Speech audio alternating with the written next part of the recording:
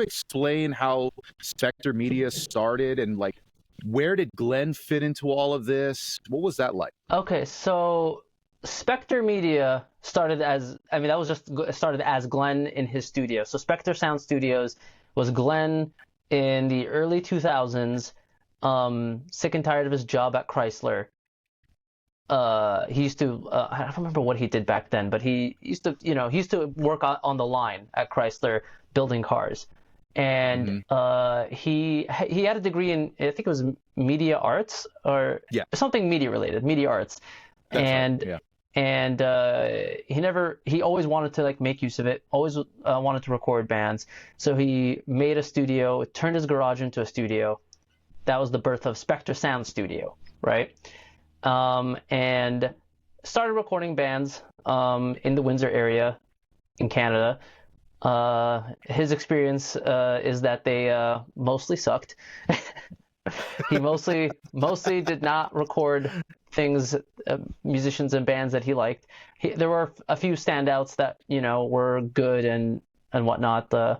In terms of metal, Woods of Ypres is probably the most popular cult following of a band that he worked on. I think he did both their albums. Nice. Before that band imploded. Classic story, the band implosion. And then he also like mixed a Queensryche single at some point as well. So he's done some stuff there. But eventually he got sick and tired of how horrible the musicians coming into the band were, and he just felt like he had to like rant and just make a video out there, and he just showed this video to people like, hey, before you come into my studio, watch this video. If any of this applies to you, make sure it doesn't by the time you come into my studio, right?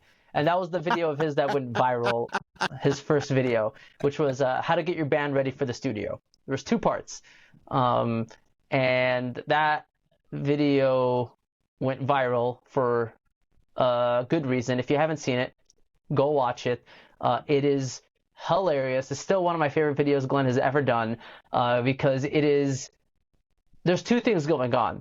You can visibly see and hear his frustration with his experience with musicians, and the second thing is that it's kind of universal. Like this is not just a Windsor, Ontario phenomenon that he's experiencing. By and large, everything he says is true for the most part. Anywhere. I mean, here in Los Angeles, I had pretty much the same exact experience. Maybe not as maybe the ratio of good and bad musician wasn't as off kilter as it was for him in Windsor, but I mean, bass players. He harps on bass players, and there's a reason. It's because by and large, they're almost always the worst musician in the band. By and large. Oh my gosh, that is so funny. In rock and metal, I should say, because anytime I've worked with a bass player that's in either like soul music, R&B, pop, or anything, or jazz, that's the exact opposite. They might be the best musician in the band. So that's that video went viral at the time. Me and Trey Xavier.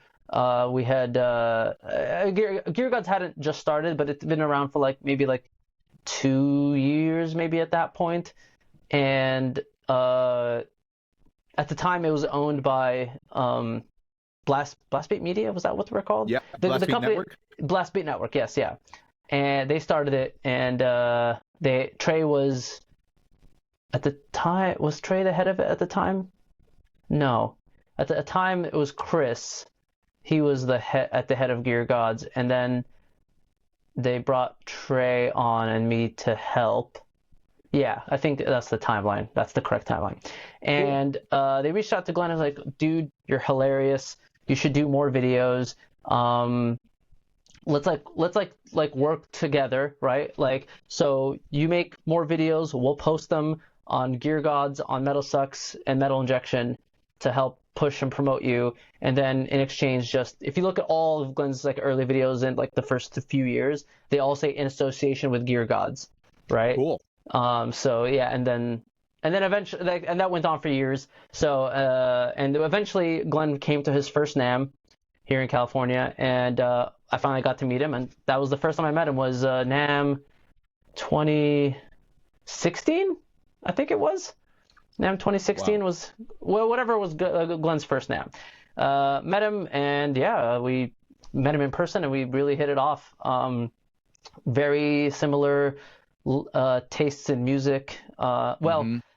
His tastes are kind of like more closed off to like when he grew up. So like Judas Priest. Judas Priest is his favorite band of all time. So anything like that, Metallica, Megadeth, and I love all that stuff. But he's like twice my age, not twice my age, but he's a lot older than me. So I grew up with like, Oh man, Glenn's gonna love hearing this. Glenn knows all of this. Yeah, Glenn. That's great. Glenn knows all of this. Well, when I met you guys as a group, as a duo, I sensed the balance that you guys gave each other, which is such an important part of that relationship that I sensed. You are this like super energetic person, and Glenn's like this, kind of grumpy guy, but he's also hilarious in his own way, and he's actually really down to earth. Very. And so are you, by the way. Thank you. When I had the chance to really like communicate with you guys, Valhalla, it was very wholesome conversations that we were having, and it was I could tell like Glenn like values the time that he has with the people that he loves too. And so that is such an important part to this, because a lot of people may forget that out of all the things that we do, I think like really nurturing your relationships is like one of the most important things here in this industry too.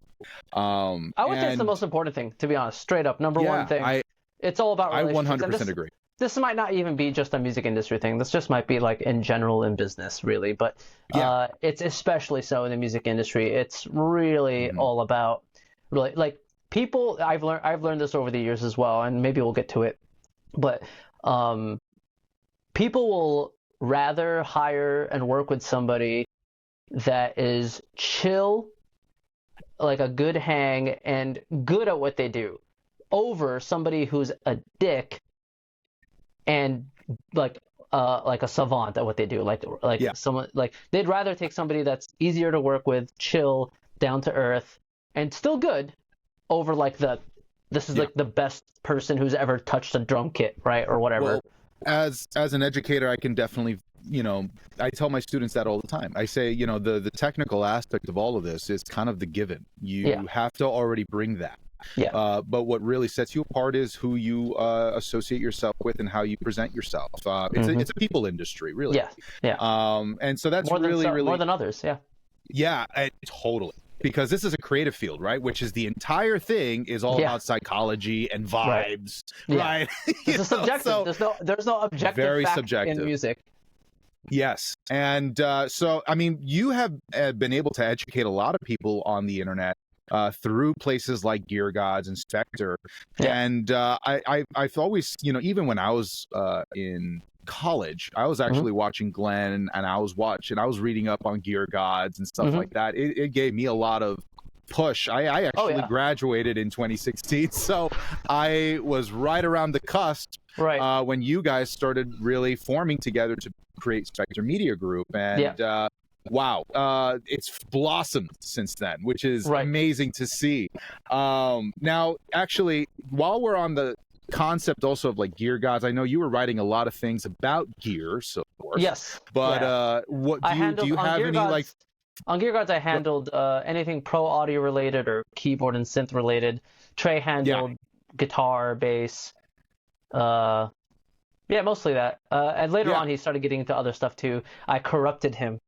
He started getting more into keyboards and orchestration and that kind of thing.